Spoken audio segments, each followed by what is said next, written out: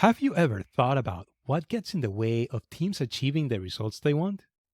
My guest, Andres Marquez Lara, makes the case that it's not due to a lack of tools or technology, but rather due to miscommunication, misaligned agendas, ego, and conflict. Or, as he calls it, messy human stuff. Andres is a leadership development and collaboration expert who combines his training in clinical psychology with his background in improv and theater to create connections that help people come together and get past the barriers that get in the way of accomplishing great work. In this episode, Andres and I discuss how he works with leaders and organizations to navigate the messy human stuff that gets in the way of team engagement, trust, alignment, and the achievement of organizational goals. We also talk about how he learned to use skills from improv and theater to build community, how creating trust is an ongoing activity, the importance of self-awareness for leaders, the lessons he learned through his experience as an immigrant, and his book writing experiment using Chat GPT. Let's dive in. Andres, welcome to Making Business Hard. How are you doing today? Good. Thank you, Ezequiel, for having me here. Really appreciate it. Thank you. Well, thank you so much for making time to be on today. I really appreciate it. I know you're a very busy man and you keep your hands in many different things that we will talk about here shortly. But the question that I like to start every podcast with is, listen to this carefully though, where do you work and what do you get paid to do? And I know you have different things going on, so you're welcome to interpret and answer that question in whatever way best makes sense to you. Got it. No, I love it. So I think where I work is pretty straightforward. I am the founder and CEO of You Facilitate, and we are this global remote company. You can think of us as Airbnb meets Deloitte meets Rumi the poet. We're 100 plus facilitators that have like Rumi-like quality, soulful, heartfelt. We can get stuff done like Deloitte. And we match people who have needs for facilitators. So that's where I work. What do I get paid for? I would say it's all about connections. I'm in the business of connections. I'm in the business of facilitation, and I get paid to help create connections between our community and clients, within the client's organizations, across systems. So I think I get paid to make connections. Very good. And then you have other things that you teach at universities. Can you talk about that a little bit? Sure. So I teach several executive education programs. I've been teaching now for almost 7 years at Georgetown University in the business school, in the public policy school, in the continuing education program. And this always around leadership development. That's the focus. I'm a senior fellow at George Washington University, GW, at the Center for Excellence in Public Leadership. And so again, leadership development, but focused on the public sector. And more recently, I became an advisor for a program at Stanford University called Purposeful Entrepreneurship. The Emergence Program is what the title is. And it's all about really supporting entrepreneurs who want to basically do this framework called Purposeful Entrepreneurship. So I started teaching a class there last year and became an advisor for their program. Yeah. Excellent. Well, something I've seen you do. So I've seen you use a quote attributed to Peter Drucker that says, most of the problems of the digital age are not technical problems, but human problems. Yes. So tell me about your take on that. Yeah, no, and actually that quote inspired our new kind of messaging, if you will, because oftentimes people are like, well, what do you do, Andres? What do you facilitate? And what we started saying is we help leaders deal with the messy human stuff, the ego, the conflict, the miscommunication. That's really what gets in the way of people working together to achieve the results they get. So if you think of any organization in any sector, it's not technology that gets in the way. It's people. It's how people come together or how they don't come together or how they miscommunicate. And that's why I love that quote by Peter Drucker. Yeah, absolutely. I said something to that effect recently. I was in out of country doing a project, running an event like a workshop with a larger team. And this is looking at a project for like major planning and development of infrastructure and commerce and so forth. Very technocratic. And during the final debrief, I couldn't help myself. It was probably a little inappropriate. But I just kind of made this statement. I said like, hey, listen, there's no project management tool or technology or software or anything else that's going to overcome human resistance. Yep. And so I was just floating the idea that they consider reaching out to the university, bringing in some sociologists or anthropologists to really understand what's happening in different communities and those dynamics, and complementing the technocratic part with this messy human stuff that you're talking about. Because otherwise, that ends up generating so much waste down the road, and sometimes it's just really hard for people to see that. So you really agreed. So tell me about what's been your experience with that type of dynamic. Sure. And I would add is waste and trauma, right? It's not that people are just inefficient, it's that harm gets done. People suffer, and then you have this wounded organization, this wounded team that can't ever address it because you have a culture that doesn't get into the messy human stuff, right? And by the way, like one of the things that used to happen to me is that I'm a therapist by training, right? And so I've been swimming in these waters all my life. And it was hard sometimes to convince organizations to take that seriously. And then like in the 2010s or so, Patrick Lencioni came out with The Advantage and 5 Dysfunctions of a Team, really kind of saying, Fortune 100 company CEOs, like what makes them really go do amazing things is that they have trust at definitional level, which allows you to then have conflict. And he built this whole framework around this touchy-feely, messy human stuff. So really, now I basically say, it's not Andres saying it, it's this Harvard professor talking about that you really, to have healthy organizations, you got to have a foundation of trust. And to have trust, you have to deal with the messy human stuff. And so I feel that's something that more organizations are open to hearing because everybody knows it. You can ask anyone in any institution and they can tell you, like some people just think about the level of employee engagement. Gallup does this poll yearly. Only about a third of the people, 25 to 30% of the people are actively engaged in the workplace. The rest are either just neutral or actually disengaged. Just tells you the level of suffering and just like blah and meh that people experience in their day to day. Yeah, absolutely. I've seen that quite a bit, but it's very hard to get, especially the more quantitatively minded type of person to recognize that. And so I consume, you're trained in psychology. I just kind of consume a lot of psychology, more like pop literature, but I also try to emphasize when I'm working with people, like, hey, we're emotional beings that can be rational. And the quantitative people think that emotions are not a thing. And I'd like to get into that topic a little bit later, but it's sometimes so hard.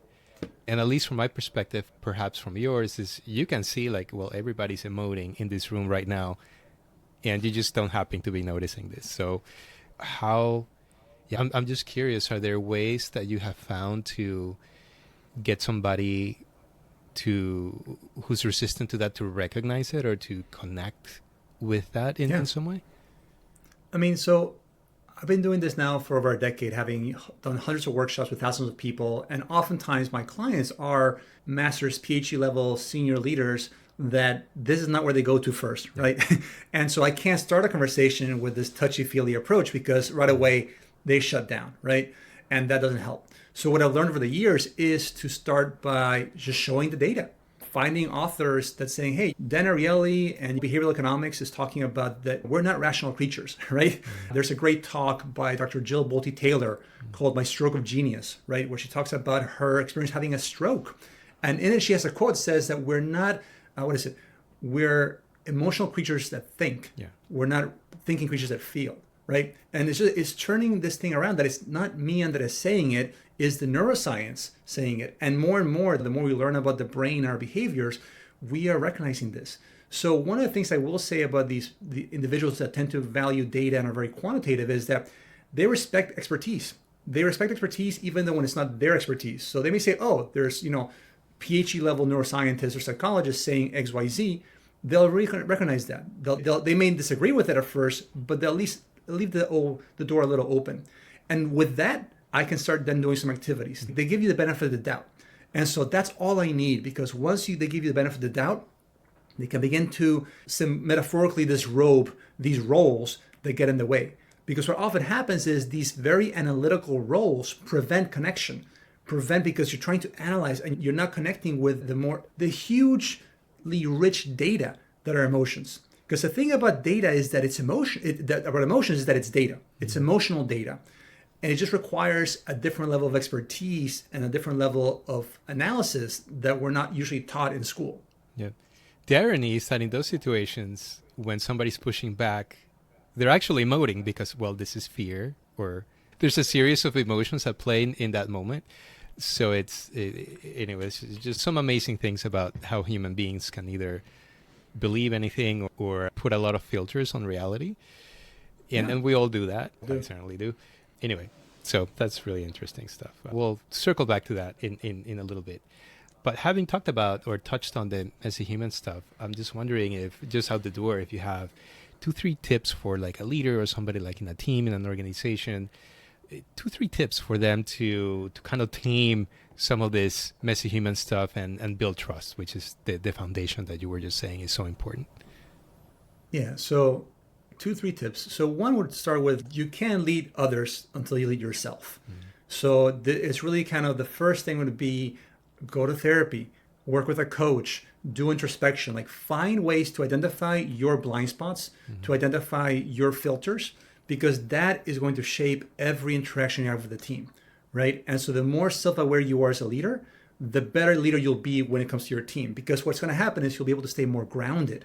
When things tick you off, when your team does something, you'll be able to respond and not react.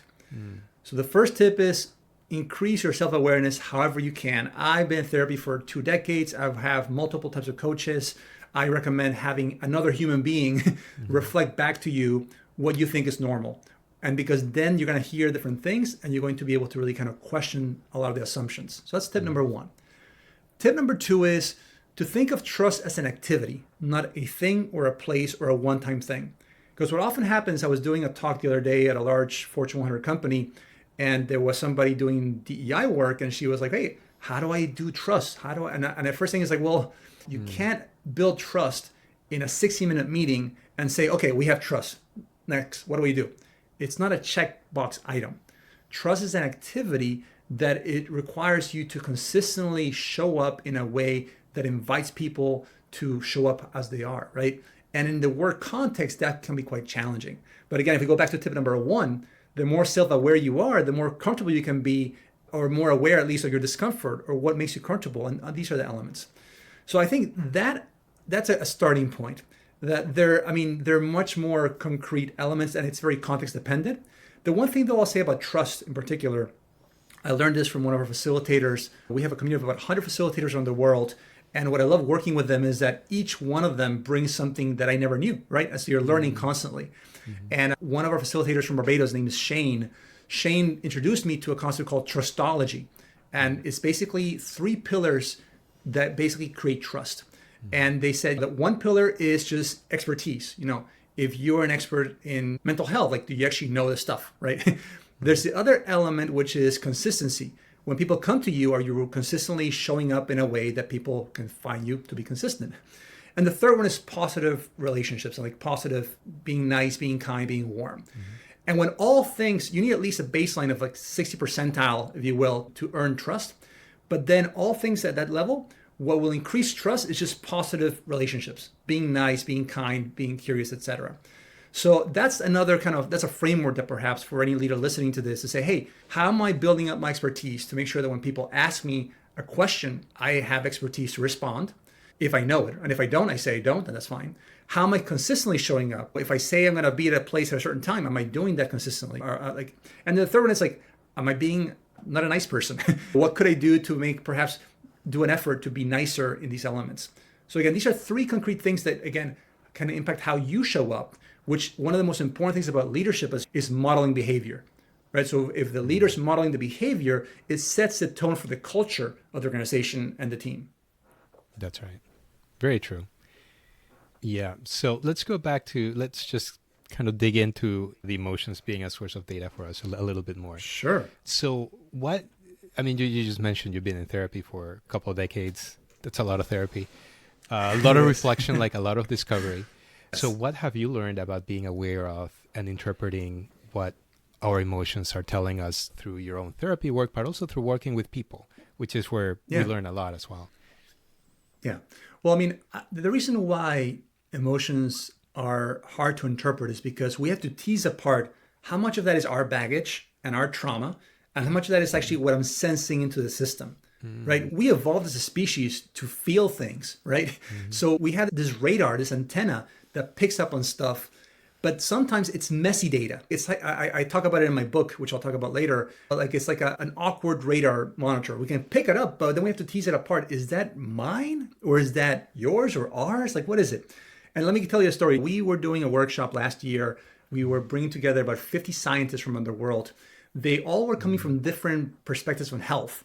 They were trying to work around something called the One Health framework. Because one of the things that is this new model, at least new for us, was the idea that the pandemic happened, COVID happened in part because there were a lot of silos between animal health, human health, and environmental health. And the idea that they were trying to explore is like, if we have this One Health framework where there's more cross collaboration and cross communication, are we able to prevent future pandemics? And in the midst of that 3-day event that we were having in Europe last year, one of the organizers was talking to us. We were checking in during the break to see how they were doing. And it was me and a team of 3 other facilitators. We were there. And one of the other lead facilitators, she was just overwhelmed with this sadness that it just hit her like a ton of bricks. But it wasn't hers. Like she could sense, and it was something that happened in that interaction that just gave her new data. Okay, there's some feelings here that are not being shared or said. What can we do with that data? But again, that took her being open to feeling that, allowing herself to feel that emotion, but then also teasing apart, like, this is not my sadness, right? And she had to walk for a little while, kind of get back, get centered, but then it gave us more insight into the group dynamic. So emotional data, this messy human stuff that we need to interpret, requires for us to increase our self-awareness, to be able to kind of tease apart. And by the way, this doesn't happen overnight. This is something that we often get wrong, but this is also why you're checking in with people. Again, this is not like the nice thing about zeros and ones is that it's super concrete, with black or white, etc. This is much more fluid. So I can just constantly be checking assumptions. Like, I'm feeling this way. Does this make sense? How are you feeling about this? Is this my stuff or are you also sensing this? So like you talk and explore, but that emergence of the emotional realm can give us important data for how then we're going to engage with the group that's taking place. Yeah. Something that's like jumping out at me from that story is how, on one hand, I'm very pleased to hear that there's a group of scientists pursuing this like multidisciplinarity, which I'm totally biased and lean towards that, but it's because it can provide a lot of value, but it's also very complex and very hard to do. And there is something going back to the zeros and ones and people in power with quantitative inclinations being able to almost switch mode. It's not that the quantitative, I think any inclination, like anything has its limits. So if we wanted to be like all emotion, untouchability all the time, then that would also be a hot mess, right? So that wouldn't work. Well, but it's about learning to shift gears and change modes and at least play ball with other people and kind of achieve a balance. So I don't know, your take or response to that. No, I mean, like we're in sync, my friend, because I mean, actually just today I wrote a post on LinkedIn about the power of both and, right? We're in a world that is expecting us to do either or, to pick a side, choose one or the other. Let me convince you of why I'm better or more intelligent or my point of view is better than yours. When what we need is for us to come together and explore what's a both and in our situation right now. And that is incredibly difficult because it requires us to lead ourselves, right? We just had this horrible thing happen in Israel with Hamas. Like imagine in these like horrific scenarios, trying to bring people that hate each other, that want to kill each other, to explore both and. Like that's, oh my God, like that, you can't even fathom that, especially when things are so fresh. But the challenges we face as a species, as a world, require very difficult conversations that require a both and, a polarities approach. And that's not going to happen if leaders are not able to lead themselves across very messy, painful, difficult situations. Yeah, absolutely. Anyway, we might circle back to that a little bit later, but right now what I'd like to do is jump in the time machine, as I do, and go way back, wind the clock, and go back, way back to when you and your family immigrated to the U.S. from Venezuela. Yeah. And how old were you, and how did life change for you at that time? So it was the summer of 1993. I Mm-hmm. was in Caracas, Venezuela with my brothers. I'm the oldest of three boys. So Mm-hmm. I was 11. My brother Alejandro was 9, and my brother Pancho was 7. Mm-hmm. And my parents had been awarded kind of scholarship to go study and get their master's degree abroad. And so it was very fortunate for us that we were able to kind of follow them along. And but as you can imagine, our life was Venezuela, was Caracas, was the school we were at. Like that was our life. And this then implied this traumatic disconnection from our community to a whole new world, new language, new culture. And it was quite painful. As much as my parents tried to kind of ease the transition, you can't ever ease a cultural shock because it's life, right? And I remember one of my first experiences was that I didn't want to be called Andres. I wanted to be called Andrew because that was like my way to assimilate early on. I was in this middle school in Boston and I asked people to call me Andrew. And that was like, and my brother was Alex. Francisco was Francisco. That was harder to kind of put together. But we found ways to try to assimilate into a culture that was very different. And so, yeah, that was at least the beginning. That was 1993. We landed in Boston and we were there for 3 years. What was, so at that time, what was the change you really struggled with? Like, just if you can, I know it's really hard across the board, but what's the one thing that when I ask the question now bubbles up for you that was particularly challenging? Well, I think for me was the sense of belonging. Like I didn't feel like I belonged. And then I had this whole mechanism of trying to make myself be liked, which I'm very skilled at, which is a good skill to have nowadays. Mm-hmm. But that skill has a shadow side, right? When you're then trying to kind of please people and do this thing. So I had to do a lot of my therapy was to kind of, it's okay if people don't like me. But like, so it was that work. But early on, it was like, how do I make myself be liked?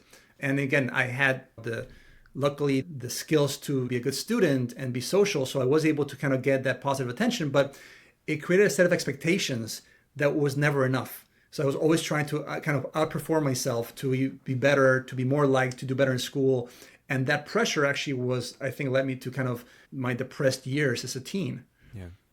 Well, can we just double click for a second on the dynamic of trying to be liked? And I mean, you as a therapist or somebody trained in psychology, I mean, in my own people pleasing endeavors that I'm trying to recover from, it drains you of the energy or the cultivation of your authentic self, or at least that's been my experience. What's your take on the people? And I double click on that because it's something that many of us struggle with.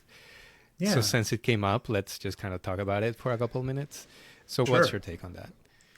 Well, for me, that suffering that I was feeling was not really addressed until I moved to Ohio and happened to land in Mrs. Robbins' drama class. So what really kind of was a balm to that wound was improv theater.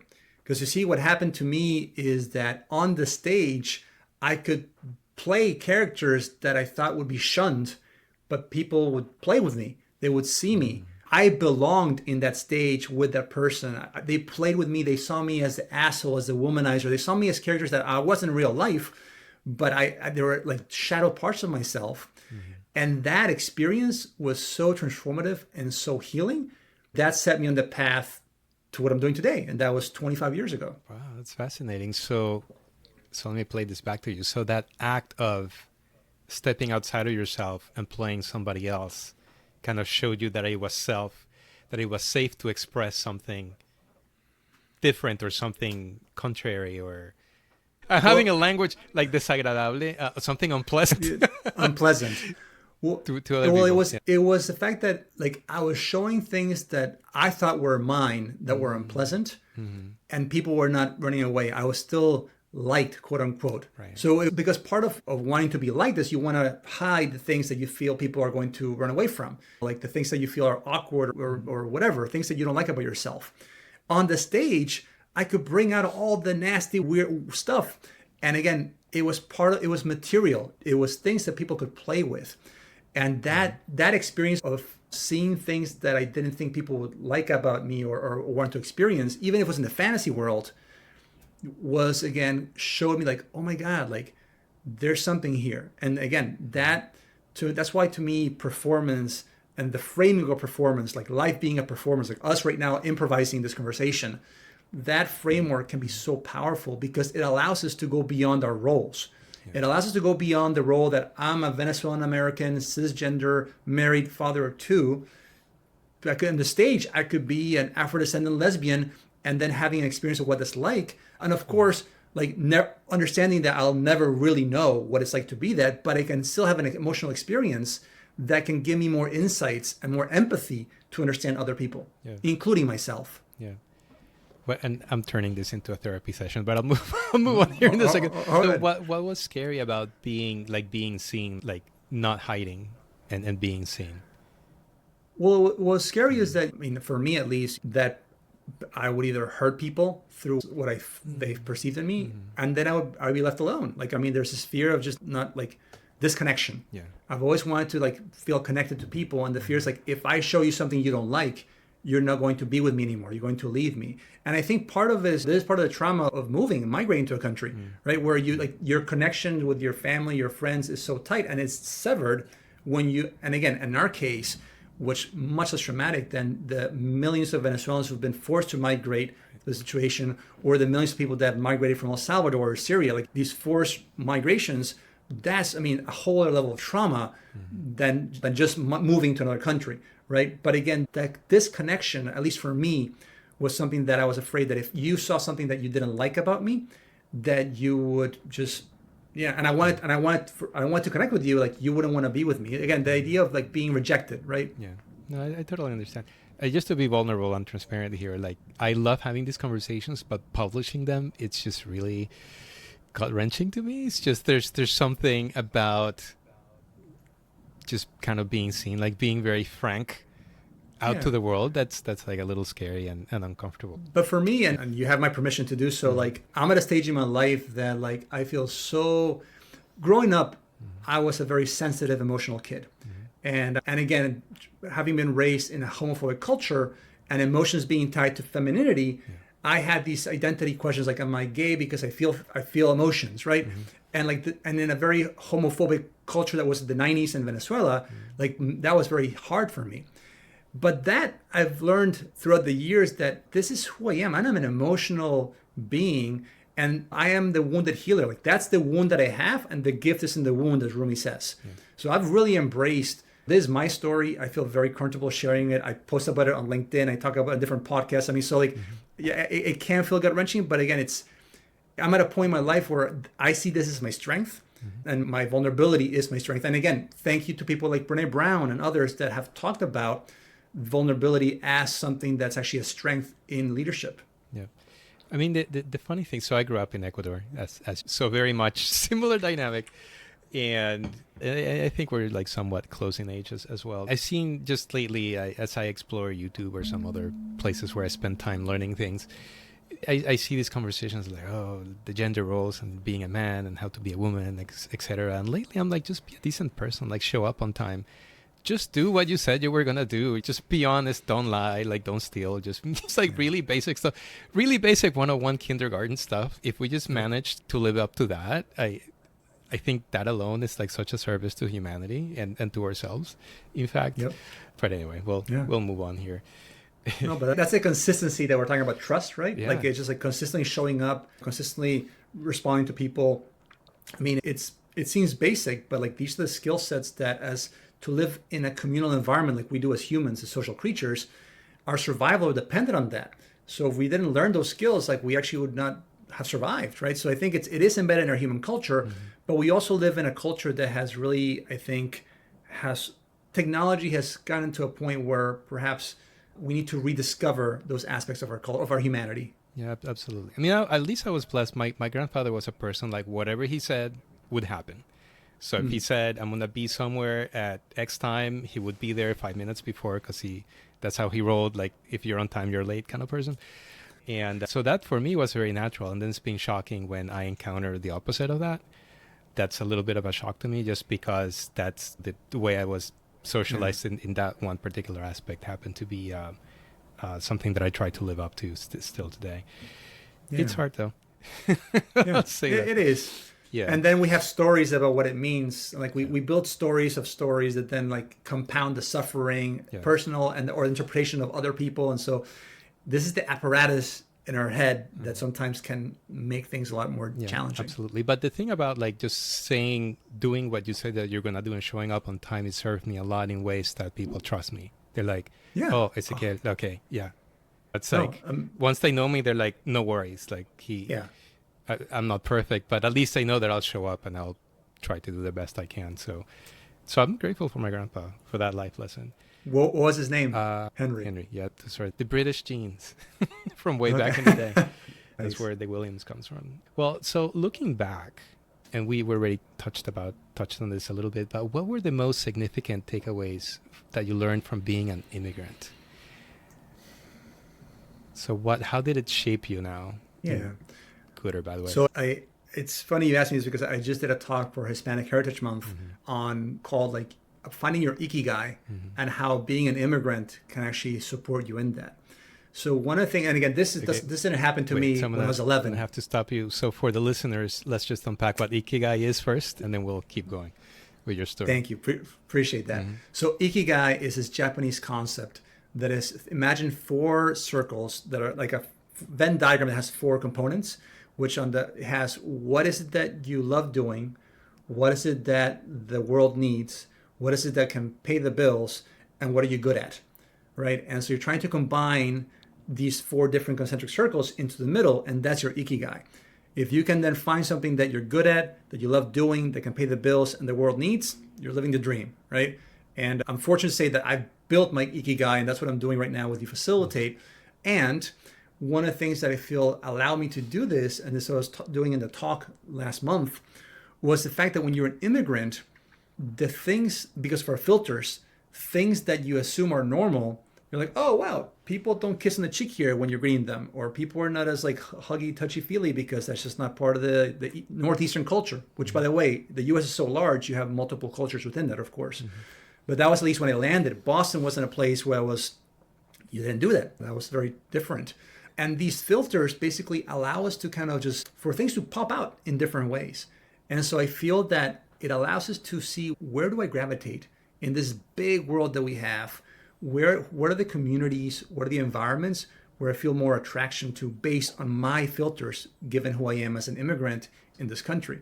And I feel that's a skill. I mean, that's a skill set. It's part of being an immigrant, that if you allow yourself to see it that way. But that also requires, in some ways, this is me talking decades later after immigrating. It's not like I came in and I'm like, oh, I got this. I mean, this is me reflecting on my experience, where I went through a period of assimilation, where I wanted to assimilate to a point where I denied who I was and my identity, right? It was me reintegrating my identity as a Venezuelan American, like, who am I? That I think I was able to then see some of these things that I wasn't able to see before. Yeah.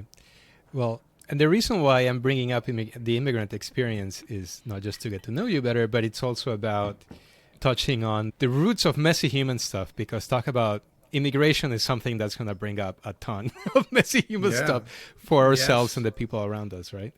Yep. And as you were saying, regardless of whether it's a more benign kind of immigrant situation like yours or a very difficult and traumatic one, well, I think it's traumatic either way, but in different ways. But definitely the people who come here through like a lot of struggle. Something that you're touching on that I wanted to also unpack a little bit, look at, is, as an immigrant myself and having been through the hot mess that is living in what some people like that third space, because sometimes we don't quite fit in the US. They're like, oh, hey, you have an accent, you're not from here.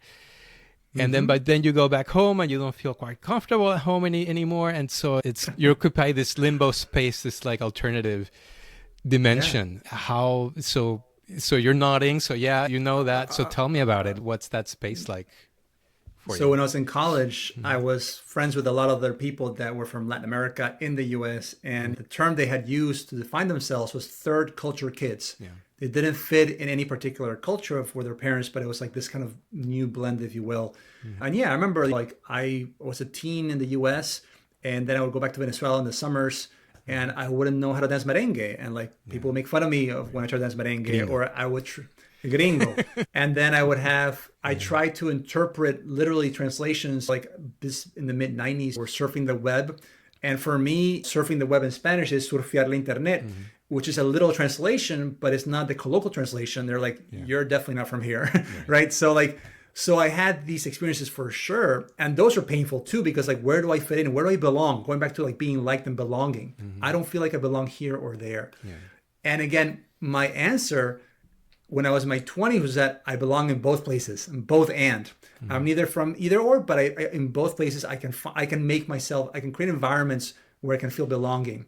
And so that was, again, my own process in that immigration process. But again, it took me decades, it took me a lot of therapy to really kind of accept that was part of my life. And to be honest, I mean, you know, with globalization, with the way we are living our world, this mentality, this approach of looking at life is something I feel that we need as the world, because the thing about our countries of origin, if you will, there's a lot of beauty and value in that. But if we stay in that, we're going to just stay fighting each other because of over, like, you know, we're not going to have the perspective that we are one world, that we are one part of one planet. We need to evolve and have that shift to see ourselves as part of one giant family. As cliche and kumbaya as that sounds, that's what we need to head to. Otherwise, we are not going to do well. And again, but that is a process that I think we are going through that right now.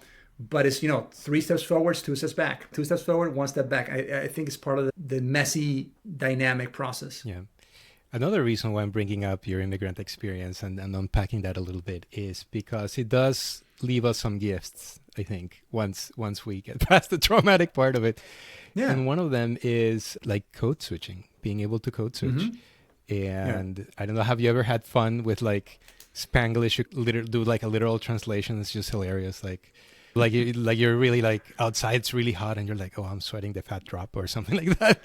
Estoy sudando la gota gorda would be in Spanish, like just really common saying, but then in English it sounds ridiculous and hilarious at the same time. So for me, again, as a white presenting Latino, like code switching can be like, I haven't had to put a lot of emotional labor to kind of feel like I survive in a particular environment. I mean, you can tell I have an accent, but a slight accent. I moved when I was 11. It would be very different if I was moved as an adult. So I think code switching is this ability that I can fit into different environments. I can have fun with it. But I think we should qualify that in other contexts, code switching is actually a survival mechanism for a lot of cultures, right? In the US, especially the Black African American experience in the US. So I do think it's a survival skill that immigrants acquire. And then, like any tool, how do we use it? And to what benefit and to what purpose? Right. So I think that's something that I feel I am able to use. And also one of the reasons, and this is just maybe just more, I don't know, like simple, but like there's so much value in learning multiple languages. I mean, it opens up so many doors. That's why I want my kids to learn 3, 4, 5 languages if possible, right? Because I do remember having experiences where I'm the only Spanish speaking person in an environment. And just by the simple nature of understanding the language, I open up so many doors and connections.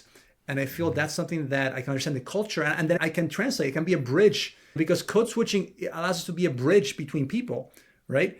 And I think that is a gift that we have as immigrants. Yeah. Well, I think somebody who's not bilingual, who's not familiar with another language, and that's okay, but do explore another one. We do encourage you to do that. Is that it's not only language, it's culture. So there are... Yes. I mean, the term lost in translation, I think partially exists because there are terms or ways of thinking or conceiving certain things that may not exist in the other language. And the other thing I was going to bring up here related to code switching is this notion of boundary walking that I find really fascinating. And so as you see, we're starting to point toward your life and career here and working with leadership and doing facilitation, because being able to walk boundaries and see both sides and recognize what's going on either side and doing the interpretation, the translation, and the connection, and you've used the word connection quite a bit so far. I think that's one of the gifts of saying having these lived experiences, of having the lived practice, because it's not something intellectual from like university. It's like a lived practice with a lot of emotion and employing all our sensory surfaces. That helps you kind of connect to worlds. So Like, is there a time, is there a story of when you've been like, quote unquote, walking a boundary and you've been able to do a connection? Is any story comes to mind? So I feel that the work that we do when we facilitate is we're constantly exploring boundaries of the group. And I feel that my experience being an immigrant, my experience in therapy, my experience being comfortable in the liminal zone, right? Because the thing about the liminal zone is that zone in between that's not quite clean, that gray area. Like that's the space where this messy human stuff often comes up and people want to quickly shut it down. Like, I don't know, either black or white, not this gray stuff. And I feel that just because of the way I am, my training as a therapist, my experience as an immigrant, all these things, and all the wounds that it caused, but then my ability to then like be with that and learn from that and heal from that allows me to be in these environments where I can invite others to have a conversation around that. Well, if this boundary doesn't work for us, what do we need? What do we want? And so I'm able to just not have a reaction to the group not knowing, but I can sit with, okay, let's figure this out together. And that I think allows the groups to follow my lead, or the leader of facilitators, to be in that gray area. Because again, we want certainty. We want those boundaries. Like, tell me where A and B are, but life is not that way. And boundaries are created. Think of the way Africa was colonized. These European countries just like randomly drawing lines to create countries. This is the thing that we need to remember, that human beings are creators. We are creating things all the time. And then somehow through history, we forget. I'm like, well, that's just reality. That's truth. No, at some point, there are groups of people that created that boundary. And when that boundary no longer serves us, undoing that, challenging that, is not just an intellectual process. It's a deeply emotional, personal one. And again, I think having the experience of immigration, of therapy, of self-awareness we've been talking about, allows you to then lead and facilitate those conversations from the back, where it's not about you or your story, but you can then hold the space for others to kind of approach those questions. Yeah. Part of the work that I do with customer experience and facilitating co-creation, we were recently talking with a client lead. So we're trying to sell this project, and I took a risk. So, because again, this podcast is training me to just be more open, and I said something that was shocking to this person. I said, hey, listen, the answers don't exist. Like, there's no answer that you're going to find. The reason why we're having this conversation is because we're going to get people together and we're going to create the answer together. Yes. There's no answer for you. You have to create it. Yeah. And that's what you're sharing is making me just think of, is a lot of the time there's no answer for you to find. The ones and zeros doesn't exist. And the funny thing is that then you have to create it just like somebody created this microphone or your headphones or anything around us right now. It started with a thought in somebody's head. And then it built from there across generations and so forth. Yeah. No, it's true. I mean, it's emergent, right? Yes. And people are not often, including ourselves, we're not often comfortable with the emergent, the messy, nonlinear nature of things coming into existence, because we are socialized and live in a society that expects you do A, then B, and like then B to C, and like it tracks everything. And like we have technology that makes it seem that way. I press a button for my Uber, and then this little car comes and picks me up, or I DoorDash or whatever it is. So we have a lot of evidence that is possible. But the thing is, human beings don't work that way, right? And in my book, I have a quote that says, we have Neolithic minds, medieval institutions, and godlike technology, right? And it's this tension between them that really kind of creates all of this tension, right? We have godlike technology. Like, it's amazing what we can do with tech, but we still have these medieval institutions and Neolithic brains that we still need to get better at using to be able to coexist. Yeah. Moving along your journey, I see that you learned to apply theater and improv techniques to working with groups and leaders. You already told me about kind of why, like how you ended up starting with that in high school. But tell me how you went about learning to apply those skills in a work environment and how that experience was like. Like, what did you take away from that? Yeah, I mean, and I think it's a good segue to what we were just talking about because it was all emergent. Mm. I didn't set out to, oh, I had this experience in high school. Let me set a plan and a path to then apply it somewhere, make a living doing that. Like, not at all, right? Mm. But once you have, like anybody listening to the show, once you have a life-changing experience, like your worldview changes and you're now seeing things in different ways and you're picking up on data differently. So I was in my graduate program in Venezuela after having gone to college and back to Venezuela. And a professor mentioned something called psychodrama, which was the use of performance and theater to work with groups and do therapy. And it was all about improvisational, spontaneous performances. And I was like, oh my God, like this helps me understand why what I did in high school was so powerful. And then like that kind of stuck with me. And of course, if again something that really inspires you, I pursued it further. It's like, oh, where do you learn more about this? And then I got in touch with another group called the East Side Institute in New York City that does something called social therapy, which is all about seeing life as a performance. And so again, like I'm going through life doing my regular 9 to 5, working mental health, but I'm kind of pursuing these like side passions of mine around performance. And it wasn't until I was working in DC in mental health, I was the director of quality improvement for a mental health clinic that served about 6,000 people. And I wanted to do something to more meaningfully include the voice of the customers into the quality improvement process. And so I reached out to one of my mentors from grad school and said, hey, Luis, what's a type of performance or thing that you can do with performance to incorporate people's voices in a more meaningful way? And he said, check out something called playback theater. And so playback theater, I had no idea what it was. Turns out that there was a group in the area in Silver Spring, Maryland that was doing playback. And so not knowing what it was, I went to the show. I was like, okay, let me check it out. And as a kid, I was just blown away because what happened was, again, in the context of this conversation, me wanting to connect and this need for connection being such a big part of my life, I came into this gallery space in Silver Spring and it was about 30 people. And then what happened was you had 4 or 5 actors in the front of the stage. They would call somebody from the audience up, and the director would interview the person about a story with a prompt. And then she would say, let's watch. And so these 5 actors would improvise back this story they just heard. So they were playing it back to them and to the audience. And in a matter of 60 to 90 minutes, a room full of strangers walks away feeling deeply connected because we're sharing stories. Stories is one of the most powerful ways to connect. I was hooked. I was like, how do I do this for a living? And it turns out that this person, Kimberly Ratley, she was running this group called Synergy in Action in Silver Spring. I asked her, Kimberly, like, okay, like, how do you do this? Like, she was making a living doing this. It's like, teach me. So I basically became their biggest fan, went to every show until they finally let me audition. I started acting with them.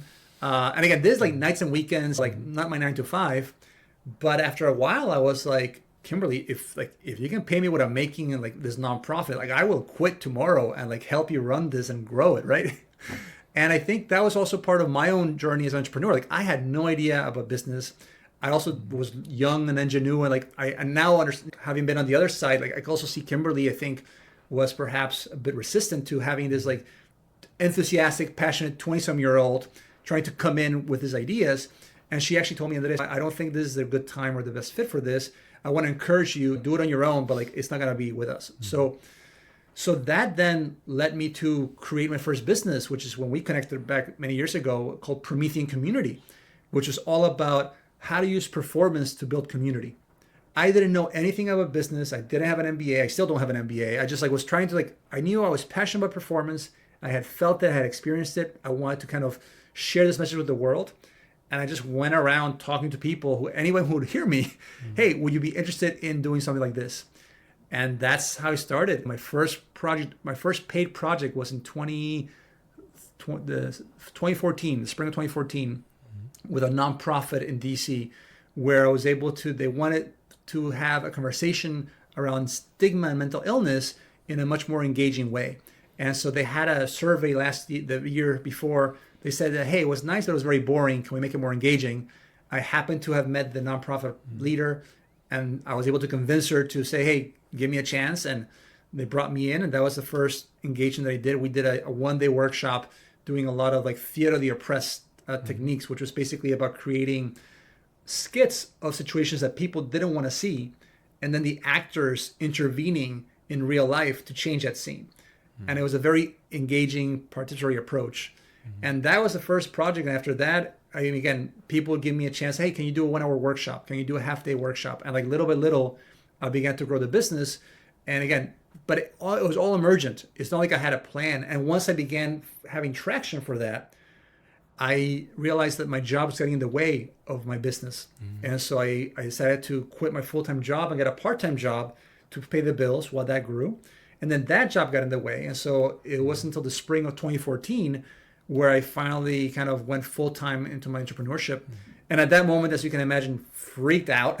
It's like, oh my God, like now I'm doing this full-time. Like, how do I make this happen? And I had to then learn by sheer force and just like trying things out of like, how do I make this business grow? Yeah. And so that's a bit of the story about that. And for the record, starting your own business, that's another life experience where you can deal with a lot of messy human stuff. Oh my if you God. want to grapple with that, start a business and do what you did.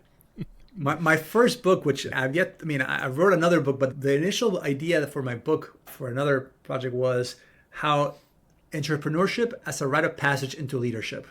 Like nothing is going to prepare you more to become a leader than starting your own business. Like you have and the emotional process. I mean, you just have to like constantly, you're putting yourself out there constantly. You're having to practice how to present yourself in a way that people understand you, not what you think it is, but how people understand. I mean, everything. And it's just, lots of messy human stuff and a lot of growth in that process. It's a lot. And I do know I've been at it for, 12 years or something like that. Yeah, exactly. I totally understand. So just again, looking inside a little bit, what transformation, like in what ways do you think that experience of embracing improv and theater to work for it with people, did that change you in some way? Well, I mean, for me, it was the process that began was a teen. Like I wanted more of that. Yeah. And I saw the potential to transform me and others in a way that like the stage becomes this symbolic. I mean, nowadays, think of it as your iPad or your iPhone. Like you can manipulate things on your phone in a way that you can play with it, but you're not messing with the hardware, right? On theater is the same way. You have the stage and you're manipulating stuff on stage, but that actually does mess with our hardware. It messes with our narratives, our stories. It has all this power. So, I mean, if anything, it just got me more excited about the potential. And I'm still in that path, if you will. Every iteration of my new companies and my new projects is like how to package that in a way that's more accessible, that's better understood. In some ways, I left that space of performance, if you will, and now kind of got into more facilitation because it's still a performance. From my perspective, it's the same thing. I'm just not being as explicit about the kind of performance activities that we're doing. Yeah. Part of the premise of this whole project is that all business is show business. Yes. In many ways. Yeah. And the other thing that you were just saying, I just had a thought and it just escaped. Just went poop. All good. It'll probably pop back up. But, I was going to mention, I mentioned this before. As I said earlier, I consume psychology. So not that long ago, I think I came across a handful of articles, 2-3 articles that were looking at researchers looking at crowds in a theater or watching a movie. And what they were, the finding of the article, the point of the article was how people's heartbeats start to synchronize among the entire group. Beautiful. And how interesting that is, going back to what we were mentioning earlier about our senses, our sensory surfaces, and what we can sense and how it's mysterious sometimes or hard to peg and distinguish. But there's something about groups of people and how we interact some invisible ways that I don't think we quite understand, or maybe the Western world doesn't understand. Maybe some people in other cultures maybe have a better conception of that. But it's just really interesting what theater and like what a group of people kind of tuning into something together, what impact that can have just by doing that in addition to whatever else might happen. So the book I started writing, which I didn't finish in 2019, it was called Rituals 2.0, How Workshops Are Modern Day Rituals. And in the process of that, I interviewed a lot of people, including one of my dear friends and mentors, Hector Aristizabal, who is an expert in theater of the oppressed and all these performance methodologies. And in one workshop I had with him a while back, he said, Andres, all performance is ritual, but not all ritual is performance. Anytime we do performance, anytime you do like an experience, it's a ritual. And in the process of writing the book, I came away with the thesis that essentially, and this is not just me, but like Tom F. Driver is the name of the author who wrote a book called Liberating Rights, that we become humans through rituals. Rituals are the same way that biologically we are born Homo sapiens, but culturally speaking, we become humans through ritual activities that are part of our culture. This is kind of the cultural highway that kind of allows us to kind of learn things through rituals. And then what has happened, though, is that in our modern society, we've really kind of moved away from rituals. We make them more ceremonies, and ceremonies don't have the essence, the soulfulness of what rituals had at one point. And I feel that's why we are hardwired. Our bodies are hardwired when we're together. If there's like a drum circle, if there's a rhythmic element, if there's something on the performance, our body gets it. We are in this ritual that is about like being together in this mystery of life. Yeah. For undergrad, I did ethnographic work, and I wrote a thesis about Mexican folk medicine. And at the end, and I was looking at a lot of rituals. And one of the stories there is from this lady who had a really traumatic car accident. And she went through the whole gamut, the whole pharmacopoeia of Western medicine, all kinds of doctors. And it wasn't until she started to come back out of the house and she encountered a friend of her, a comadre, as we would say in Spanish. And the comadre also happened to be a curandera. And she said, like, I come spend the weekend in my house. I'll fix you. And so they did all these kind of folk medicine rituals. And then the lady, like, by Monday was like, didn't need medicine. Like she was cured. And it was more about, in Western medical terms, like the power of placebo, etc. But there's something there that I think the human psyche does need. And then it's manifested in the flesh, as you might say. But anyway, yeah. No, it's there's power in things stuff. that, we still there's still a lot of unknowns about who we are. And I feel there's things that do work that if they don't fit in the nice bucket of the modern sciences. Like I was listening to this author the other day that talked about that the human species has evolved in a way that we have this duality between mythos and logos, right? Mythos, spirituality, religion, and logos, the brain, etc. And for a long time, it was the balance. As we discovered more about the earth, that would shift our perspective and worldview, and vice versa, right? And I think it was Wittgenstein that said, metaphysics follows physics, right? But at some point, their institutional religions stopped following with what we're learning in the modern quantum mechanical world, right? And these whole things are shifting in a way that the institutions have not, I think, have evolved. They're still archaic institutions, and you have people that are longing for spirituality, for these other experiences, but the institutions are not giving them that, right? So I just feel that rituals are part of this mythos in space that can really kind of reconnect us with that. And in some ways, we have created new rituals in the scientific space for a lot of things, but they're not giving us the same nourishment to our souls. Yeah. I'm going to do one last pass in this topic, and then I'm going to switch to another question. But sure. So what have you learned from your work, the world of theater, and your work with theater and improv, with people, with groups, with teams, with leaders? What have you learned about what really touches and moves people?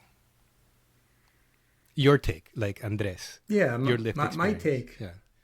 I mean, like, it's so context dependent on individual. But if I was to boil like a common denominator that I think is key to all this, is people feeling seen.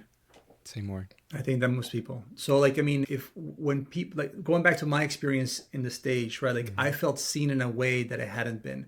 Oftentimes in groups, you get breakthroughs when somebody feels, and it's not just intellectually, but like they feel seen, they feel heard, that you're able to feel their pain, like the empathy component of it, like I see you, I hear you. And I think that is something that really allows people to feel deeply connected. Yeah. And that is the starting point, because that's not going to solve the conflict, still there. But you got to have that foundational element to then build on top of that, so you can then, it can contain the fire.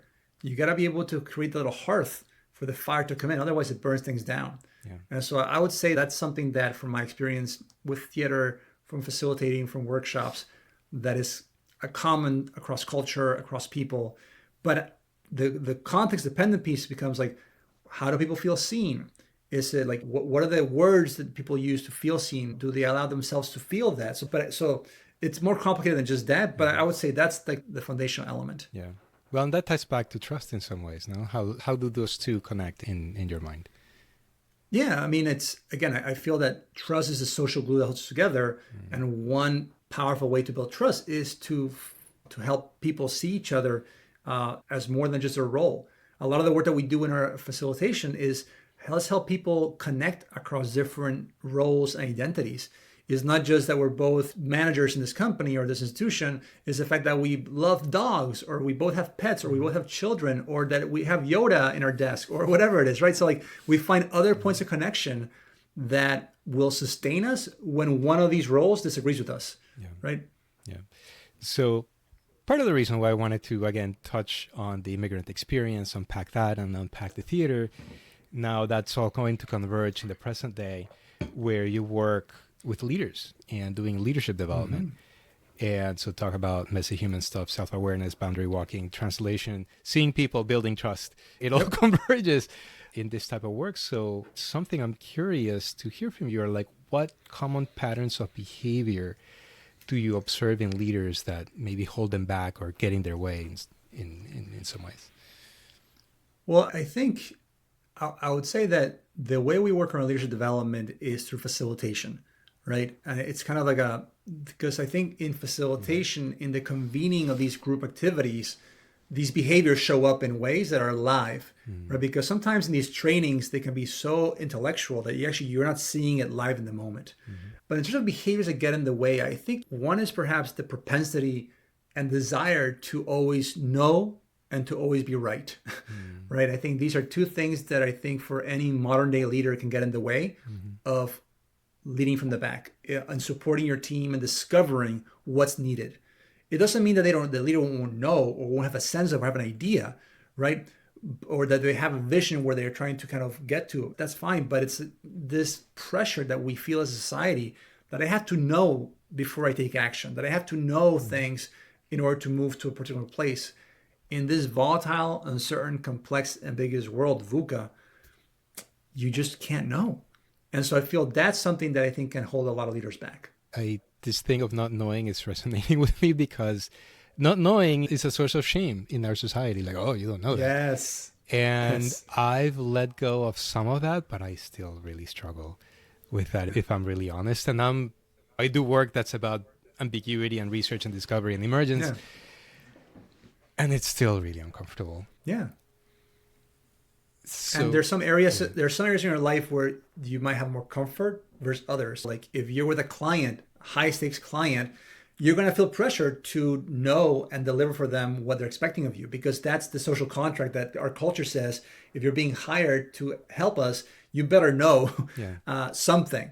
The thing is, we need to frame it in a way that, like, I may not know the solution, but I at least know of a process that can help us discover something more. But then that it's about managing expectations in that process. But I mean, it was funny. The other day I was looking when earlier this year, Chat GPT is coming out and AI and all that stuff. And they were saying AI being one of the threats to humanity. And I remember just curiosity, it's like I put like, what are the top 10 threats to humanity? And you had a bunch of them: nuclear technology, AI, but the number one threat to humanity was uncertainty. And I was like, how can that be like, that's life. Yeah. But it's the fact that we are in a culture where uncertainty, not knowing, is so threatening to a point that it makes a list of the top 10 threats to humanity, right? And again, I think it speaks more about where we are as a species and the need to just, like, how did it get to be that way? Why is it that way? And in what context must knowing be more valued? Like, if you're getting heart surgery, yes, please have your surgeon know what to do. Like, it's not like, oh, let me just figure it out. But in a lot of cultural, human dynamics, you can't know in advance of that. That's why in the work of complexity, you probe, then you sense, and then you respond. Whereas in the world of predictable world, you analyze, or you sense, then you analyze, and then you respond. So that shift from when you sense is so small, but it makes all the difference. Yeah. I think there's a distinction there too of when we like solution or we design from the past instead of designing into the future. Two things that have been very helpful for me in the past 4 or 5 years to kind of change my mind or broaden my view a little bit is, one, I'm old enough now where a lot of the stuff that I learned in school back in the year is now it's true. Like, oh, none of that is true. Well, not none of that, but a number of things are not true. And so like I just reflect in what little of history I know that, oh wow, so the history of science is constantly changing, and it's basically usually either incomplete or just grossly wrong altogether. Yeah. And I think there's the kind of calcified orthodoxies that form around it, like, oh, this is the way it is. And it's like, in 10 years, it's going to be something else. It's like, that's not true. And the other thing that's also very helpful, are you familiar with this author? I think it's Steve Johnson, something like that. He wrote a book called How We Got to Now, which then got turned into a PBS series that I don't think you can get in PBS right now. But if you can find it on Amazon or somewhere, watch it. It's really cool. So what he does is he goes through the history of a handful of inventions. So it might be like the air conditioner or glass or like a water treatment.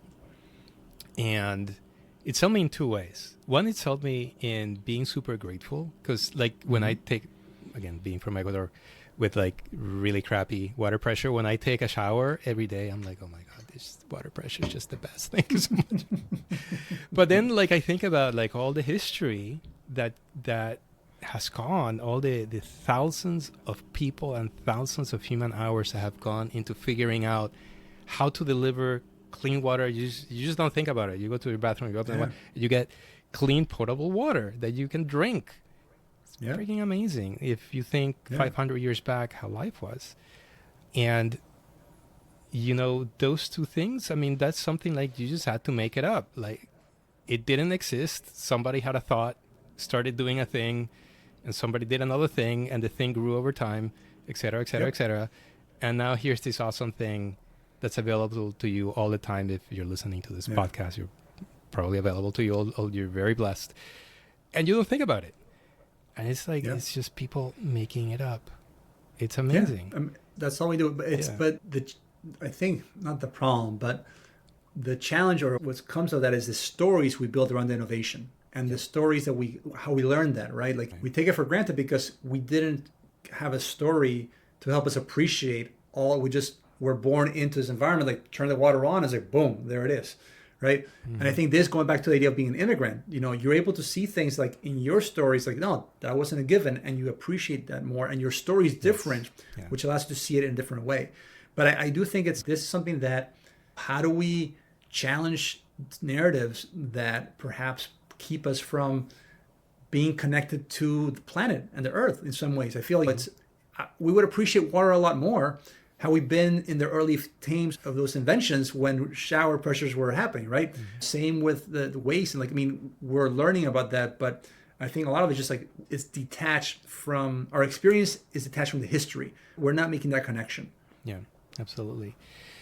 So to dig in a little bit more into this leadership topic, so feel free to pass, but if you want to be vulnerable, I invite you to do so. What have you found most challenging working with leaders in the past 2-3 years? I mean, challenging for yourself, it's a challenge for you to work through X with a group or a team or in general or in that specific situation. I mean, the scenario I was presenting to you, I feel too. Like I work with clients that are high stakes, high paying clients that expect me to know, expect me to deliver. And then I have to navigate all the feelings that come up for me and meeting those expectations or not meeting them. And what does it mean? So, I mean, that's one of the things I feel that when working with leaders, I've gotten better at scoping projects, managing expectations, but I've had a few where we didn't do a good job scoping it out, or we didn't do a good job explaining to them the process in a way that, so even though the outcome was what they expected, the process was more painful than it could have been for every party. So So that's something at least, and that comes out like I should have known. Right? Like so, the element of knowing, which is directly tied to failing and not getting it right, right? The idea that if I don't, and going back to even my early years in our conversation here, like not being liked, right? In many ways, like getting it right is to be liked. Right. And so if I get it wrong, I won't be liked. And so how to handle that situation.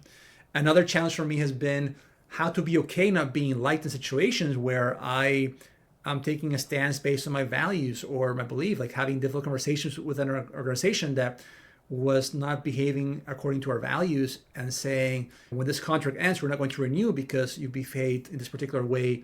So that has been, again, some of my own growth, if you will, as an entrepreneur. The other thing is, and any entrepreneur listening to this, I think can relate to this, is just the anxiety about financing and funding. You're always thinking about the runway. You're always thinking about where is it going to come the next contract to kind of keep the lights on. And that's something that I've been now doing it for, 12 years. And so, yeah, like it gets better at times, but there are moments where you're like, oh my God, like, how is this going to happen? And so you have to then going back to like, how do you lead yourself? Like, I know this is part of my process. My team knows that there are days where I'm just like really doom and gloom and like, they just let me be that. And they know that the next day I'll bounce back. But like I do have my moments where I'm just like, oh my God, like how is this going to happen? Right. Yeah. And somehow it does. Not somehow, like through a lot of work and persistence and consistency, but yeah, going back to like, I want certainty. I mean, like I said, like uncertainty is the biggest threat. Like we all want certainty. And in a world that's more uncertain, we try to seek certainty even more so. So yeah, I want the certainty that we all want. But the question is, what choices do I make to get that? Because one choice could be I quit and get my 9-to-5 job and I have my certain steady paycheck, even though it's an illusion because we never know what's going to happen, right? But it gives me a sense of certainty and a sense of security. That's one choice that I could make, and it might be a choice I make in the future. But as of now, that's not a choice I'm willing to make because wrestling with this uncertainty, dancing with this uncertainty and this fear allows me to get a lot of value in relationships and connections that I think it'd be hard to have through my traditional employment. Yeah. Well, in my own journey, I found that managing expectations is a really magical skill. So I'd be curious to hear from you any pearls of wisdom or something that you have learned about managing expectations effectively. Because boy, that makes such a difference when done well. Well, I'll start with managing expectations for myself, right? Like I was just in a funk earlier this week where I was like really frustrated at the fact that we're not where I want us to be, right? And it was through talking to my wife and talking to my COO and talking to my therapist and talking to my business coach, like that I was able to regain perspective is like, why would I think that we're going to meet these goals? Like, how did I come to set that expectation that was like, I mean, and part of it I know is because I've been watching Netflix documentaries and movies on like Uber, on vaping, like these unicorns that the movie makes it seem like, oh my God, the hockey stuff, like they grew and like billion. And it's like, well, maybe. And so like that's in the back of my head as I'm watching these movies. And I'm thinking, well, why haven't we cracked that code, right? Different industries. So there's this like disconnect between what I'm seeing on my at home entertainment, just like non-work time. And that's seeping over into my real life work where like I'm somehow unconsciously is expecting this growth in a way that perhaps is just not according to my industry or where we are at the moment. So that I think is hugely important for me because I'm such a passion-driven person that if I'm really depleted of energy, I got to bounce back. So having that perspective and managing that expectation helped me a lot. With the client work, what I have learned that has helped me is just the really thorough scoping call that it comes around. Tell me about your expectations. How do you want people to feel when they walk out? What do you want to think differently? What do you want to experience? Tell me when things have gone wrong. What has that gone like? So just really asking a lot of questions about that. And moreover, kind of really setting a tone for ongoing communication and constant check-ins. Hey, like, because one of the things like, I mean, I don't say this when I'm working with a client, but like there may be times when we were not going to get it 100% right, but like we are agile enough to like, if you give us a feedback, we can pivot quickly, right? So it's like modeling for the client that you can adapt, that you can pivot, that you can respond quickly to their needs. And again, if you've been doing this from the beginning and building that trust with them, it shouldn't be an issue. I think the issue was in the past when we didn't set that up in the beginning. Yeah. Absolutely. So, Andres, the name of this project is Making Business Art. Yes. What comes up for you when you hear that phrase? Well, I feel that it's art is such a subjective, personal experience, making art, right? Whether it's your painting, singing, drawing, performing, you have your own unique interpretation of it. And I feel that business is such a personal, unique experience that really is an element of who you are. There's an author named James Hillman, who's a Jungian analyst, has a book called The Soul's Code. For me, that really deeply influenced me because he has something called the acorn theory. And he says the same way that a little acorn has the blueprint of a great oak, every human being has a blueprint for their destiny. And I feel that when we allow ourselves to make this art called our businesses, we are really kind of putting who we are into the world. Even we're not just like, even we make widgets or whatever we make, like we're putting who we are into this environment. And I feel that's so unique to you as an individual that it has that art-like quality. So that's what comes up for me when you make that statement. Thank you. For me, the kind of the mission, the direction of this project is, it's about how might we make our work and our lives, for that matter, more meaningful and enchanting. What's your reaction to that? What do you think about that? Yeah, I mean, we need more magic in our lives. And I think there's an element that we can make it so, right? It's a matter of perspective and practice. Yeah. So I definitely feel that's important. Well, I mean, you deal in the theater and the improv arts, which is kind of about, it is kinds of entertainment. It's about enchanting people and capturing their attention. And it's amazing when you get so absorbed into a movie, you forget, like Andres is not there, like, and you're just like locked in. Yeah. When something really hooks you. What have you learned about enchanting people? Well, I think people become enchanted when they can create that reality with you, right? They're not passive participants in a training or a workshop. They're enchanted, they're engaged because they are creating their art with you. And so we co-create an activity together, and that's the enchantment. And then when you say, here it is, voila, they can see like, oh my God, I was able to create this environment. I was able to have this difficult conversation. I was able to feel proud. I was able to talk to a colleague in a way that I didn't think was possible. So it's about seeing themselves as part of creating the enchantment. I guess that's how I would say. Well, and interestingly, I think in the end, that's kind of the role of the leader, is really to be a facilitator more than a knower of things. Is to facilitate people, like you were saying, leading from the back, right? Like facilitate people through something. But what's your... For the audience, I didn't tell you to say that, but like that's exactly like my thesis, that the archetype of the modern day leader is a facilitator. And in fact, the book, which I'm happy to show you. So talk about your book. But it's called Facilitating Leadership. It's all about how do we, like, the leader has to facilitate from the back, has to help create context for that. The book is inspired by a 5-day class I teach at Georgetown that I've been doing for many years on public leadership. And basically, I wanted to compress this 5-day class into like very consumable, easy to read, kind of jump around kind of thing with pictures and quotes and poems. So it's very accessible, but it has some of the core concepts that I've taught in the class, many of which I've talked in here. Patrick Lencioni, for example, it's in the polarities thinking. All these things are in there. And the interesting thing about my book also is that the process of writing it was so challenging for me in 2019 that I actually stopped writing after writing 40,000 words, interviewing 50 people. I was ready. I had this imposter syndrome that didn't let me finish it. And thanks to Chat GPT and AI, I came back this year and said, I'm going to give myself a challenge. I'm good at experiments. It's like, let me give myself an experiment. 1 month to write a book with Chat GPT. I'm going to build it in public. So I was going to comment on LinkedIn about it. And I'm going to make it on something very specific. So that's how I came up with the idea of doing it on the 5-day leadership class. I had my PowerPoint, I had my agenda, I knew the topics. And so that's what emerged. I wrote it in April of this year. I edited and designed it with my team in May, and I launched it on June 8th. Since then, it's been downloaded about 200 times. It led me to a keynote earlier last month in September. We got a client out of the blue from Vietnam who read the book. So like that's some really cool stuff from the process. Very cool. So what would be just one more pass at leadership as facilitators, do's and don'ts for a leader that wants to facilitate, that wants to take that facilitative approach with their team? Well, the reason I say that the facilitation is kind of the archetype for this leader, right, is because when you facilitate, think of it like as 3D chess.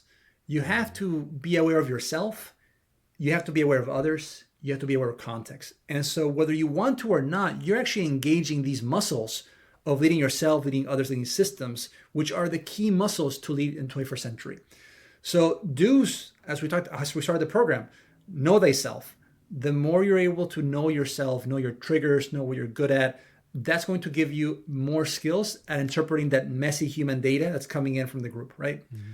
And then another do is just check in with people. Another do would be listen, like try to listen and incorporate and integrate what's happening in the moment. Don't be afraid to pivot. Obviously, a lot of these things are so context dependent, so it's hard to have the do's and don'ts like this. But the ones I do feel comfortable saying is do know yourself, get to practice that, do check in, do communicate. And then I would say, I feel the one I'm struggling with that I think it's valuable, but also it depends on the context, is like, how do you disclose? How are you vulnerable in front of the group?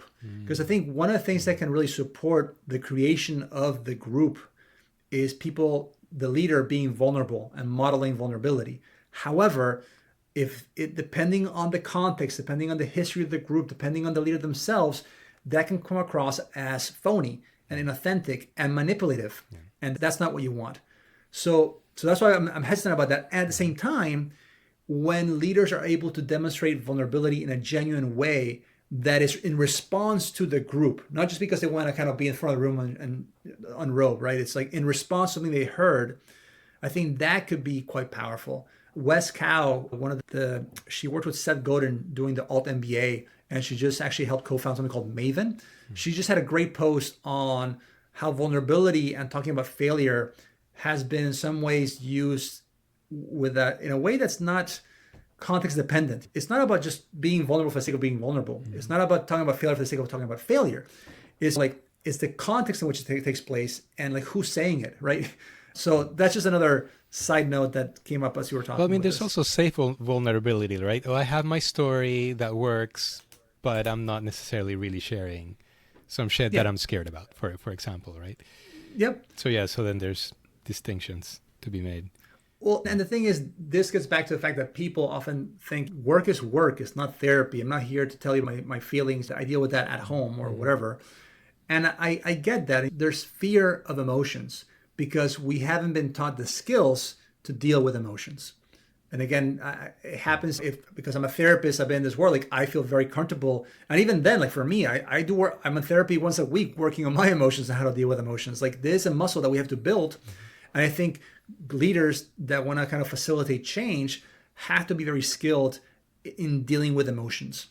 And when you think about a lot of leaders, a lot of managers that get promoted, they tend to be technical experts that say, congrats, now you got to manage people. Mm-hmm. And like, I didn't go to school for that. Yeah. Like, what the heck? Like, I'm good with codes. I'm good with like all this stuff, not people. And so that's part of the challenge. And that's why I feel that the messy human stuff can actually get in the way of a lot of the results of organizations. Yeah. So one more question before we start to wrap here. Do you ever get the question like, hey, is this stuff going to work? Yeah. I mean, people want certain. What's your reply to that?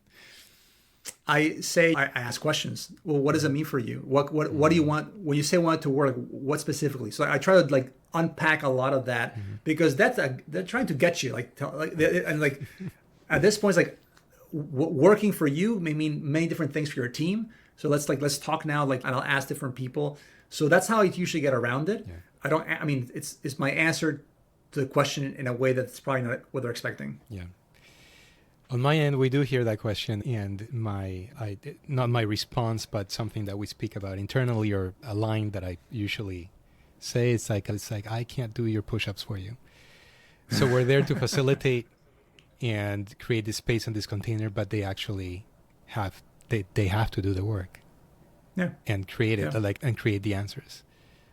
themselves. That's Like part we of the can, I mean, we can add some perspective, we can add ingredients to the pot, but ultimately they have to cook. They have to cook the bird. All right, Andres. So thank you for joining me today. Now we're going to do a lightning round, and then we'll wrap. So for a lightning round, I have a couple silly questions. Feel free to pass, but I do invite you to play. All right, you ready? Yep, Okay. let's do it. 5 questions. First one. Can you describe your closet and what state it's in? So I share my closet with my 2 kids and my wife. And so I have basically like 2 little shelves and then like my shirts, and that's about it. And it's I guess it's organized enough because my wife's organized and she wouldn't accept messy, but I definitely have like my messy workout gym box there for myself. Okay. The last piece of media that you loved, that can be a book, a movie, a podcast, or anything else. Last piece of media that I loved. I've been watching a lot of Netflix. I really enjoy just documentaries and films. I got engaged. I mean, I did enjoy the Netflix movies on Uber and Big Vape. Again, there's just a lot of, I mean, and this actually might be a whole other podcast, but I know you and I connected around human-centered design thinking. And it was just really cool to see kind of the dark side of that when it came to vaping. They used the design thinking principles in such a powerful way to delight the customer and kind of decrease any pain points for the smoking experience. They were so successful that they were able to just grow incredibly. They just didn't take into account the systemic approach. Because was one of the critiques, I think, of design thinking is how do you think about the system, not just the actual experience. So that was actually something I really enjoyed from watching that documentary on Netflix. Interesting. I'll have to check that out. It's always disappointing. I mean, the dark arts, they're always there in every discipline. You can't get away from that stuff, the shadow stuff. All right. So next one is, what is something that inspires you? I mean, I was going to say it's cliche, but my children. Today I rushed back for this podcast after watching my son. He was having the international day and he was the first one to go on the stage and he owned the stage and he read his little card on the country he had studied, which was Vietnam. He read the capital. And it's just this surreal. I mean, the one thing I'll say is like, I didn't know what I wanted to be growing up when I was growing up. The only thing I did know I wanted to be was a father. Right? Like that was like the thing I knew from my teen years. And like, it's been surreal to see these 2 little creatures that they're not little me's, they're themselves, but there's elements of me in them, elements of their mom. And just like, I don't know. So like, when I'm slowing down enough, when I'm not just thinking of what's next in the project, when I'm able to kind of slow down to really marvel at like, oh my God, like this is surreal. Just like these beings and that they're coming to this world with their own gifts. And how can I support and facilitate a process for them where they can bring those gifts to fruition and minimize as much trauma as possible, knowing that I'm still going to mess it up. Like, I'm clear, like I'm going to mess things up. And that's, every parent does their best. And that's what we're trying. Yeah, for sure. What's a song or band that you must play during a road trip? I like like techno stuff, house. Avanti? No, it's Avicii. Okay. I haven't heard, like, it's like just this whole, I haven't gone on a road trip in a while, but I like this kind of like house, like electronic music that gets you pumped up, especially if you're driving a car that's pretty fast. It's just like, it can be quite exciting. All right. And last question. What do you want to see more of in the world? I mean, facilitation, not just for the sake of the business, which yes, it'd be nice to have more, but I do feel like if people were to embrace this, facilitation has a bad press problem. Like people don't think of facilitation. They think of it as a nice to have. Oh, they don't think about all the things they can bring. The Art of Gathering by Priya Parker is actually one huge step in that direction. She's talking about this process. But so I would love to see people be more thoughtful about how they bring people together, not just who's in the room or what they're talking about, but how and why are they bringing it together. Like this is the intentionality that I think can make a lot of things better in our world, because it would just force us to think about, again, rituals, the intention behind all these things. Yeah. Last year, I said this to a client that said, aspire to make every meeting a workshop. And he just got this look on his face. He was like panicked. He's like, oh, but all the planning and all the things that you have to do. And so you wouldn't have as many meetings. Exactly. Yeah. And then every meeting would actually be a lot more productive. So Yep. facilitation, I definitely double down on that. All right, Andres. So here in closing, what do you have going on that you want to share? Why should people look for you? What are the keywords or problems that they're having that they should think of you? And where can people find you? Sure. So we actually just been doing some messaging work. So I'm really excited to test that out with your audience and see how they respond to it. But essentially, we've identified that our ideal audience are international nonprofits, philanthropic foundations, and multilaterals. Because of our background in social impact and purpose-driven work, we feel these are three verticals of groups that would really resonate with us. And so what we do and support them is we help these high-performing teams untap the potential that the messy human stuff doesn't allow for. And so we help them break silos to make collaboration work. And in particular, we're really skilled at cross-cultural collaboration. So what does this look like? We do offsite retreats, we do convenings, we do meetings. And so we'd love for your audience to think of us for, how to create offsites and retreats that untap their team's potential to deal with this messy human stuff. And in terms of something that, again, that I would love to give to your audience is, again, the book is free to download. We'll put it in the link. Yes. And then if anything comes up for you, please, reach out. I'm always accessible, always eager to talk to different people and hear the reactions. And you can be found on LinkedIn. I can be found on LinkedIn. I'm actually, since I started the book process earlier this year, I've become kind of like I've been publishing like multiple times a week, so I'm pretty active You're there. there all the time, dude. Yeah, Yeah, all right. Thank you. Well, Andres, thank you so much for being on Making Business Art today. I really appreciate it. Thank you for spending your valuable time with me. And maybe we'll have a round two down the road if there's more learnings to share. Thank you, my friend. That would be awesome. Thank you for the invitation. Really appreciate it. And thank you for bringing this into life. This is one of the many projects you have going on, and I appreciate you doing this as well. Thank you, sir.